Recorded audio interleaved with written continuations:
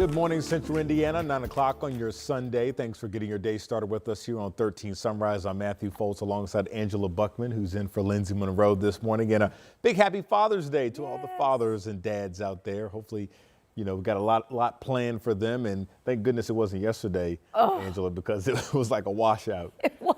We had some pockets of really heavy rain, really from start to finish yesterday. We had the pockets of heavy rain on Friday, too. Yeah. None of that in the forecast today. Now, I can't promise we're dry completely, but a pop-up shower would be it for our Father's Day. So go ahead and make those outdoor plans. Temperatures this morning in the 60s. We will be in the 70s from late morning through early afternoon and expecting highs in the low 80s. 68 now in Indianapolis. We're still at 64 Richmond, 71 Shelbyville and Seymour, and 67 degrees in Lafayette right now. We've been stuck under some clouds. That might be a couple of dads playing golf out at the Indianapolis Golf Club there, where we still have clouds right now, but no rain. I do want to show you some peaks of blue. So the northern part of our viewing area, we're up into the Peru area where we actually have a little bit of sunshine, and we are expecting some breaks in the cloud deck. Not a lot to show you on radar. Had a couple of showers in the eastern part of the state. Those have fallen apart,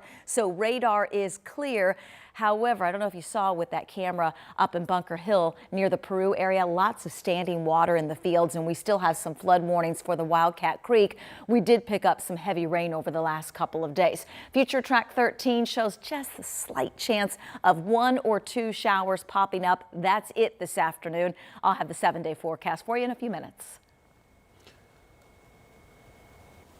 All right, we'll see you then, Angela. New this morning, Elkhart police say a person is dead and 11 others injured after an overnight shooting.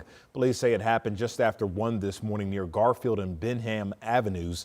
Officers say 12 people were taken to the hospital or went themselves, all of them having gunshot wounds. We're told one of them later died. Now, right now, police are asking anyone with any information to give them a call. Of course, this is a story that we will continue to follow, and we'll pass along new information as soon as we learn more. Also new this morning, Kokomo police are investigating a shooting that happened shortly before midnight, causing a hospital to go on lockdown. Now, police say it happened around 11 o'clock last night in the area of J and Madison Street. That's just south of Studbaker Park. Police say several people were shot, but no word on their conditions just yet.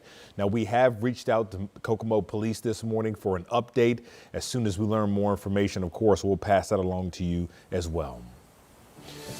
This morning, we have an update. A 15-year-old is accused of raping a young boy on an Indiana school bus, has now been charged as an adult. A judge in Jennings County waived Landon Dottie to adult court this past week. Court records show he's facing 12 charges, including rape, child molesting, and sexual battery. The family of a 7-year-old boy with special needs says that second grader was sexually assaulted multiple times on his school bus. Dottie now has an initial hearing set for tomorrow morning. This morning, we're working to learn the name of a man hit and killed yesterday on the city's northwest side. Police say the crash happened shortly after 3 on Pixel Drive near Lafayette Road and West Kessler Boulevard. IMPD calls this, quote, truly an accident. They say the SUV hit the man in the parking lot of an apartment complex. He later died at the hospital. Police say the driver did take a blood test and is cooperating with investigators. From California to the Carolinas, millions of Americans packed the streets yesterday in protest. The No Kings movement launched in opposition to actions by President Donald Trump that some say are now eroding democracy. Thousands of people took part in that similar type of protest right here in Indianapolis, and our Marina Silva shares their story from the State House lawn.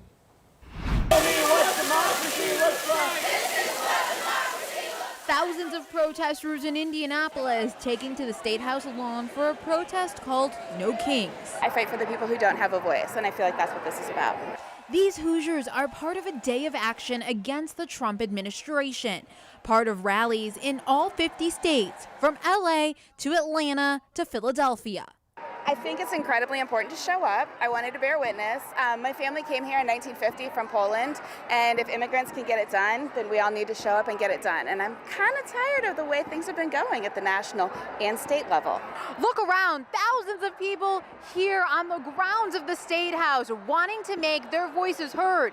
It's a demonstration they say is about pushing back against power and demanding change.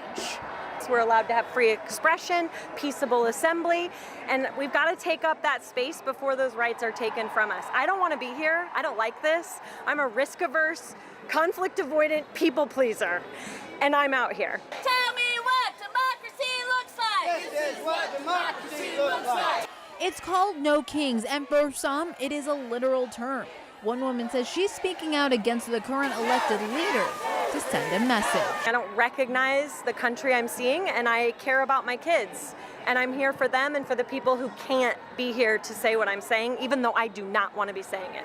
Even bringing her daughter to show even the little voices can make a big impact. This is something that I stand for, and this is something that's important for the future. And even with thousands of people here, we confirmed it with police. It did remain peaceful. I always fight, always. Sharing a message that was loud yet clear. In Indianapolis, Marina Silva, 13 News.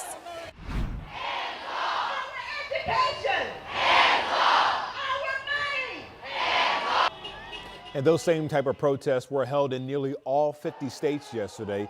It wasn't a coincidence that protests were on the same day as President Trump's military celebrations. And here's some video of a few of those protests happening in Charlotte, North Carolina, as well as Savannah, Georgia, as you see many people lined up walking those signs. Meanwhile, thousands of people showed up to let their voices be heard. This time, more video from San Francisco and Springfield, Illinois.